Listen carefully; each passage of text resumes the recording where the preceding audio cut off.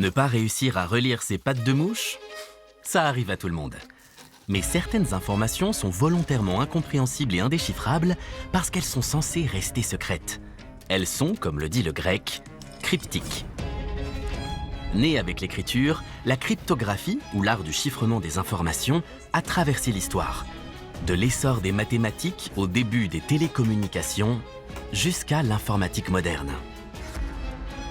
Cette discipline est indissociable de la grandeur et de la décadence des empires, de l'espionnage, de la criminalité, de la diplomatie et de la guerre.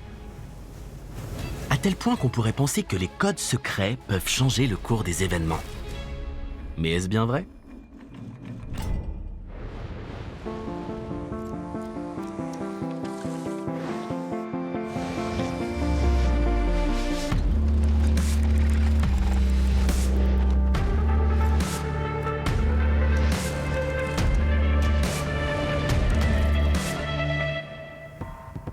S'il est un symbole qui incarne l'histoire du chiffrement, c'est bien Enigma, la légendaire machine des Allemands réputée inviolable. Mais les Britanniques ont quand même réussi. Cet exploit a-t-il scellé la victoire sur l'Allemagne nazie? Ce serait la preuve flagrante que la cryptographie peut dicter le cours de l'histoire. Pour faire simple, Enigma est un appareil électromécanique doté d'un assemblage de rotors qui permet un chiffrement par substitution polyalphabétique réciproque, combiné à une permutation séquentielle. Tout le monde suit? Bon, on y reviendra. Commençons par les origines de cette discipline. Cécile Pierrot est spécialiste de cryptologie à l'Institut national de recherche en informatique et en automatique, l'INRIA. Elle nous embarque pour un voyage dans le temps. Direction la Grèce antique, il y a plus de 2500 ans.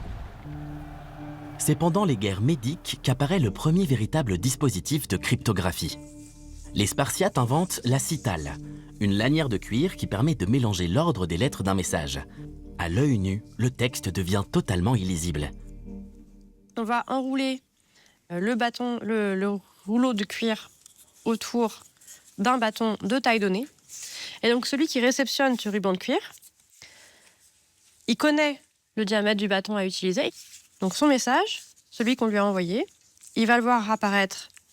Il y a écrit « Security ».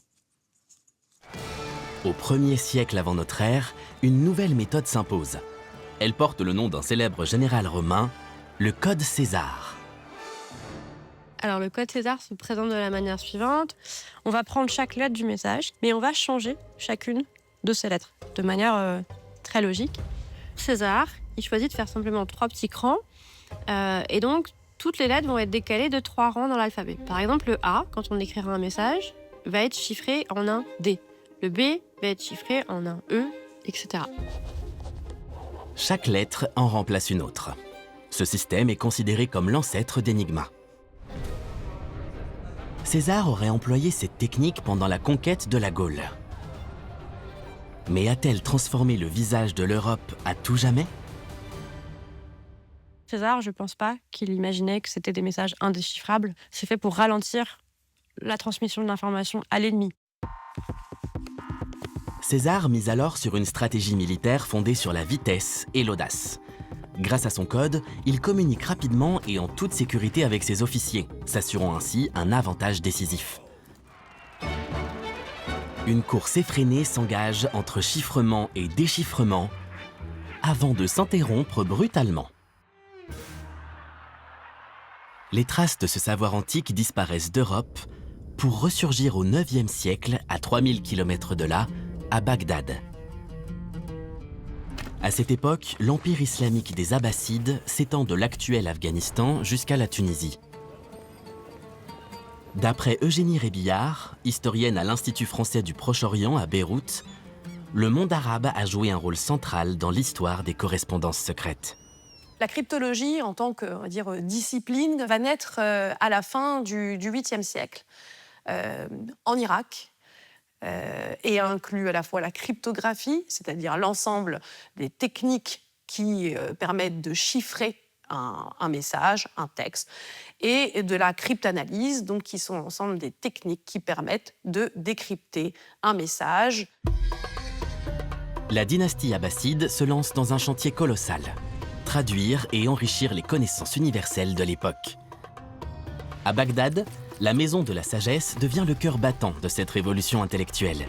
C'est dans cette effervescence que naît la cryptologie, portée par une figure majeure, Al-Kindi. Al-Kindi est un savant du IXe siècle, appelé aussi le philosophe des Arabes. Il a laissé une production extrêmement importante dans des domaines très variés qui vont de la philosophie à la cryptologie.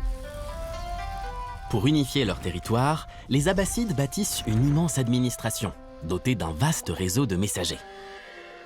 Soucieux de protéger leur communication, ils chargent Al-Kindi d'étudier les méthodes de décryptage de l'époque.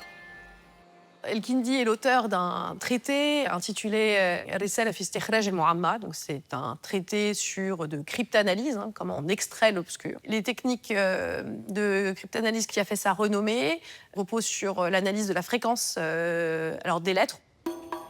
Al-Kindi propose de compter les occurrences de chaque lettre dans un texte crypté, puis de comparer ce résultat à la fréquence habituelle des lettres dans la langue. Une méthode simple, mais terriblement efficace pour casser un code secret. Pour illustrer l'analyse fréquentielle des Kindi, on peut utiliser un Scrabble en arabe. Alors à chaque lettre est attribué un nombre de points, et les lettres les plus fréquentes dans l'alphabet arabe se voient attribuer un nombre de points faibles. La lettre alif, en l'occurrence, qui est la lettre la plus fréquemment utilisée, donc elle a pour valeur 1. Kindi considère que le rein et le dha sont les deux lettres les moins fréquemment utilisées. Et on leur attribue 4 points, ce qui est la valeur la plus forte. Si un caractère peu répandu, comme le rein, revient le plus fréquemment dans un texte codé, on peut en déduire qu'il remplace en réalité l'alif. De même, dans un message chiffré en français, on peut supposer que le symbole le plus fréquent représente un E. À l'inverse, un symbole qui n'apparaît que très rarement pourrait être un X ou un Y. En s'appuyant sur les travaux d'une longue lignée de linguistes et de cryptographes arabes, Al-Kindi fait faire un bond décisif à la discipline.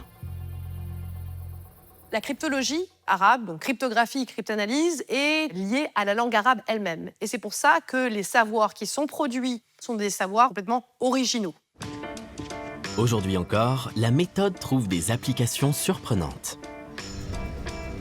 Alors, Rose séchée au billet, c'est le nom d'une peinture qui nous a été envoyée par un musée néerlandais qui nous demande si par hasard il n'y aurait pas un message caché dans une peinture. Peinte dans les années 1920, cette toile est l'œuvre de Charles Barrault, un artiste originaire de Suisse romande.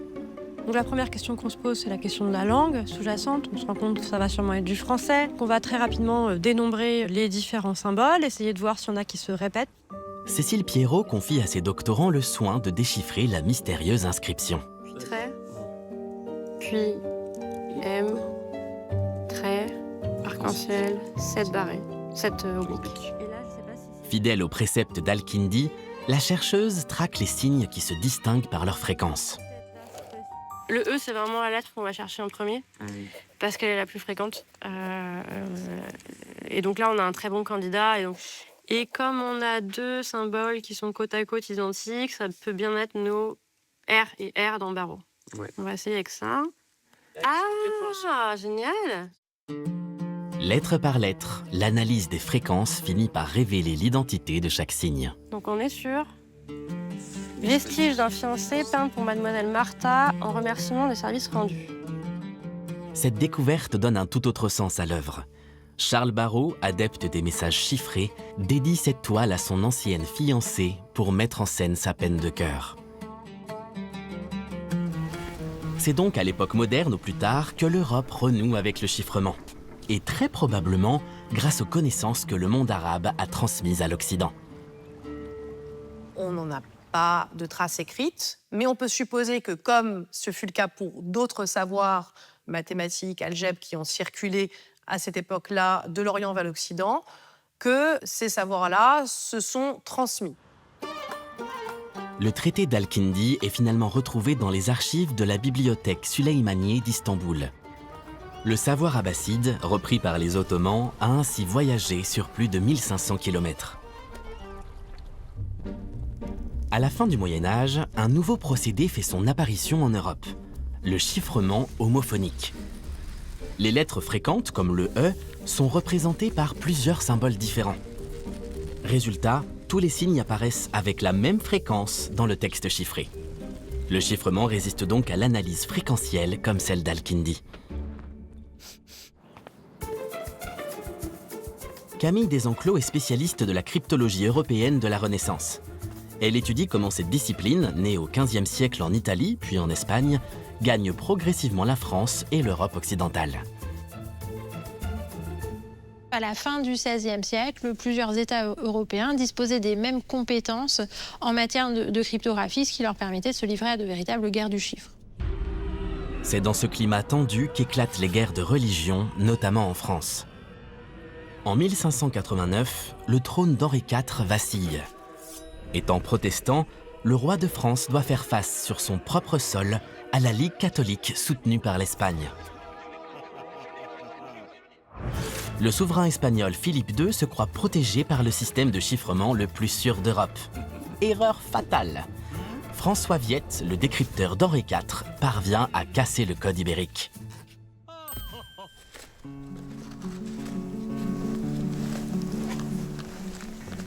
Ce déchiffrement a fait l'objet d'une publication imprimée qui montrait à la face de l'Europe que les agents de Henri IV étaient en capacité de casser le chiffre espagnol.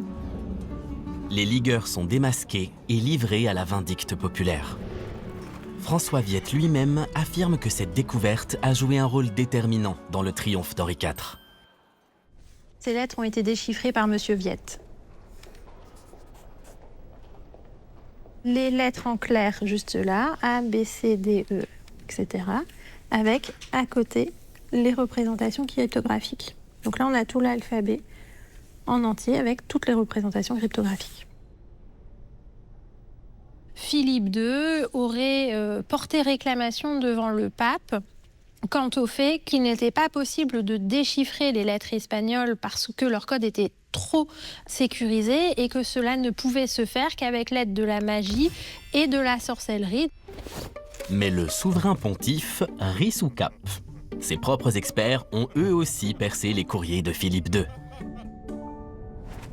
Au même moment, de l'autre côté de la Manche, une autre affaire de chiffrement ébranle l'Europe. Marie Stuart, reine catholique d'Écosse, est chassée par les nobles protestants de son pays et se réfugie en Angleterre. Mais la reine Élisabeth Ier, elle aussi protestante, l'a fait emprisonner.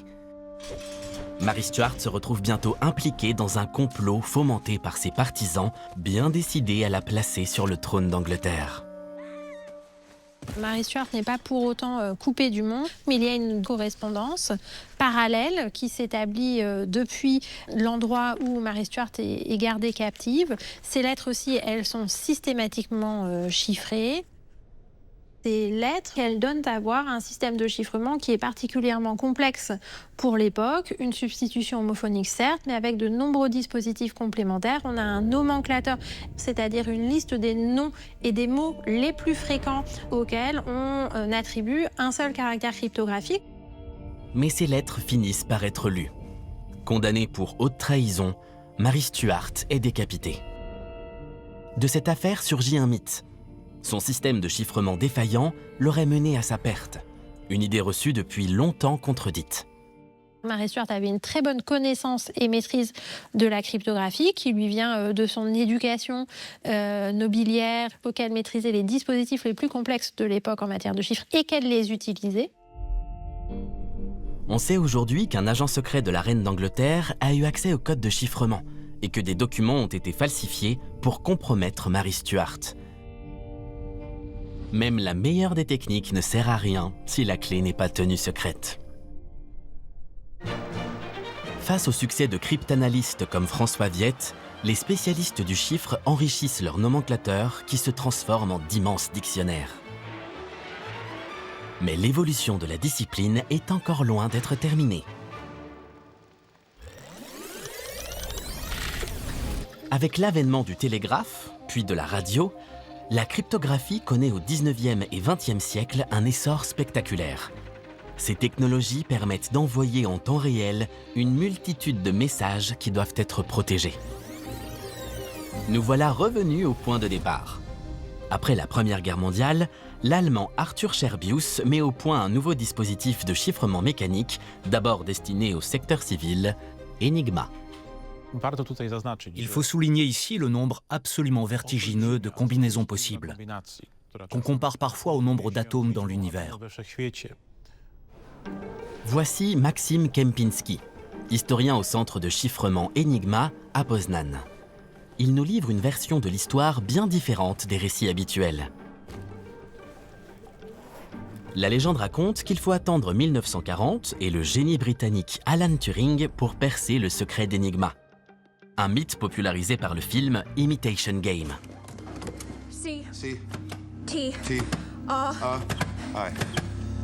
Mais ce n'est pas tout à fait exact. Tout commence en 1918 en Pologne, un pays qui réapparaît sur les cartes après 123 ans de partage entre les empires russes, allemands et autrichiens. Forcément, la situation de la Pologne restait très instable. Un pays dans cette position n'avait pas d'autre choix que de développer des services de renseignement. Les services secrets polonais découvrent l'existence d'Enigma et décident d'embaucher des cryptanalystes dotés d'un solide bagage mathématique.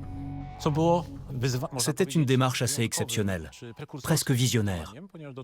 Jusqu'alors, on recrutait les casseurs de code parmi les linguistes. Ce changement s'est avéré décisif. En 1931, le renseignement français met la main sur les plans de la machine. Pourtant, ni l'état-major français ni son homologue britannique ne s'y intéressent. Ce sont finalement 3 jeunes mathématiciens polonais qui s'attaquent au décryptage d'Enigma. Marian Rejewski, Jerzy Różycki et Henryk Zygalski. Prise en étau entre les puissances montantes de l'Allemagne et de l'Union soviétique, l'équipe œuvre jour et nuit pour modéliser mathématiquement le système de rotor de la machine. Les cryptanalystes polonais travaillaient sous une pression immense. Ils étaient parfaitement conscients que l'avenir de leur pays dépendait en grande partie de leur réussite. Pendant des mois, Marian Rejewski cherche la faille et il finit par la trouver. Au début de chaque transmission, une clé de 3 lettres est codée 2 fois de suite, de façon différente à chaque fois. Par exemple, la suite ZFO-LBU dissimule en réalité ABC-ABC. En étudiant ce schéma sur un grand nombre de messages, Rejewski obtient des indices précieux sur le fonctionnement d'Enigma. Comme on le sait, l'humain n'est pas une machine. Les chiffreurs utilisaient souvent des abréviations, comme les premières lettres du mot Berlin ou le prénom de leur petit ami. Grâce à cette trouvaille, le nombre de combinaisons possibles tombe de 10 millions de milliards à seulement 105 000. Avec ses collègues, Rejewski les répertorie une par une. Une tâche colossale qui leur prend 1 an et demi. De 1932 à 1939, l'équipe polonaise parvient ainsi à lire les dépêches allemandes. Une course contre la montre épuisante s'engage. En face, les spécialistes allemands ne cessent de complexifier leurs protocoles. Mais Rejewski conçoit en 1938 un appareil révolutionnaire, la bomba. En gros, la machine se substituait à l'opérateur humain en testant automatiquement toutes les configurations possibles d'Enigma. Une première dans l'histoire. 8 mois avant d'envahir la Pologne, les Allemands ajoutent 2 rotors à leur machine. Dépassés, les Polonais ne peuvent plus suivre et décident de transmettre l'intégralité de leurs travaux à la France et au Royaume-Uni. Autant dire que la surprise a été totale chez les représentants français et britanniques. Leur conférence de juillet 1939 a eu d'immenses répercussions. Elle a permis aux futurs alliés de relancer les recherches sur le décryptage d'Enigma. Marian Rejewski et ses confrères rejoignent les services secrets français et collaborent étroitement avec l'équipe britannique d'Alan Turing. Ce dernier se déplace plusieurs fois à Paris. Il bute sur certains calculs de ses homologues polonais. Les équipes se sont retrouvées en janvier 1940 et après 3 jours de travail en commun, elles ont réussi à déchiffrer le code du jour. Pour la première fois depuis le début des hostilités, de nombreux messages Enigma sont déchiffrés chaque jour. Pourtant, en pleine bataille de France, le haut commandement français choisit d'ignorer ces informations précieuses. Un décryptage plus rapide aurait-il pu changer la donne face à l'offensive allemande ? Ce qui est sûr, c'est que cette interruption dans le déchiffrement et le fait que les Alliés aient dû tout reprendre à zéro a sans doute permis aux Allemands de remporter des victoires plus importantes.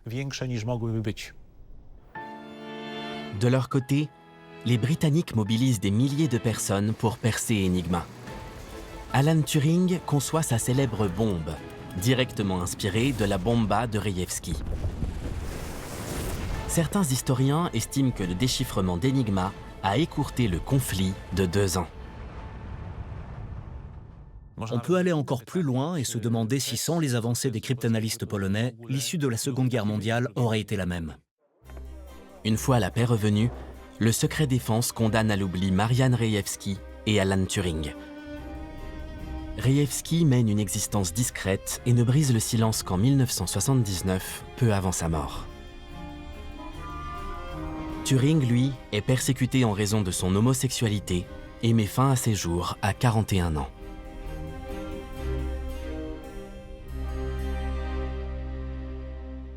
Après les 2 conflits mondiaux, les superpuissances poursuivent leur rivalité technologique sur fond de guerre froide et de surveillance de masse. Les premiers ordinateurs font leur apparition avant de se démocratiser dans les années 1970 grâce aux microprocesseurs. Depuis 2000 ans, les cryptographes ils font tous ce qu'on appelle de la cryptographie symétrique. C'est une cryptographie où les 2 parties, celui qui écrit et celui qui reçoit le message, vont partager une information commune, qu'on appelle la clé. La possibilité d'intercepter cette clé est le talon d'Achille de tous ces dispositifs, de la citale au code César jusqu'au chiffrement homophonique. Et c'est précisément cette faille qui a coûté la vie à Mary Stuart. Ce qui se passe dans les années 70, qui est vraiment révolutionnaire, fondamental, c'est qu'on invente une nouvelle cryptographie qu'on appelle asymétrique, et dans lequel celui qui écrit, qui envoie le message, n'a pas besoin de connaître la clé de celui qui reçoit.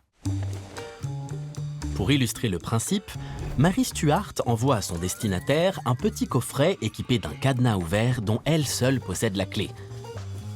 Son correspondant y glisse sa lettre, verrouille le cadenas et lui renvoie le tout. Pour lui répondre, il procède de même avec son propre coffret. Grâce à ce système, la reine n'aurait plus eu besoin de partager de clés, ce qui aurait pu lui sauver la vie. Aujourd'hui, une grande partie de nos gestes quotidiens repose sur la cryptographie asymétrique. Paiement, messagerie et même nos clés de voiture. Les créateurs de code ont-ils pour autant gagné leur éternel bras de fer contre les cryptanalystes ?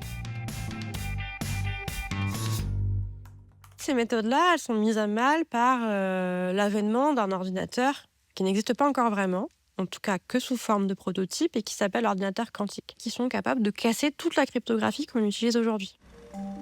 Les spécialistes de la sécurité se lancent dans une nouvelle course contre la montre pour concevoir une cryptographie post-quantique. Ce duel séculaire est donc loin d'être terminé. Et au vu de l'histoire, il n'y a là rien d'étonnant. Depuis le début du XVIe siècle, aucune guerre, aucune négociation, aucune révolte n'a eu lieu sans cryptographie. Plutôt que le déchiffrement d'un message isolé, c'est souvent l'avancée d'une technologie ou sa défaillance qui offre soudain un avantage décisif à un camp et fait basculer le cours des événements. Il faut néanmoins relativiser. La cryptographie reste la science du secret, et les secrets nourrissent les légendes. Pendant vraiment des siècles et des siècles, quand on a un message très très sensible à faire transiter, à transmettre à quelqu'un, on utilise un message qui va être transmis de manière orale, qui laisse aucune trace. Alors on sait aujourd'hui que changer le cours de l'histoire, cela nécessite un peu plus qu'un mauvais chiffre. Ça peut faciliter certains événements ou les précipiter, mais les changer du tout au tout, c'est compliqué. Il reste peut-être des secrets enfouis. Depuis quelques années, chercheurs et historiens unissent leurs forces. Des milliers de correspondances chiffrées dorment encore dans les archives publiques et privées. Si elles devenaient lisibles un jour, elles pourraient jeter une lumière nouvelle sur des événements qu'on croyait figés et peut-être réécrire des pans entiers de notre histoire.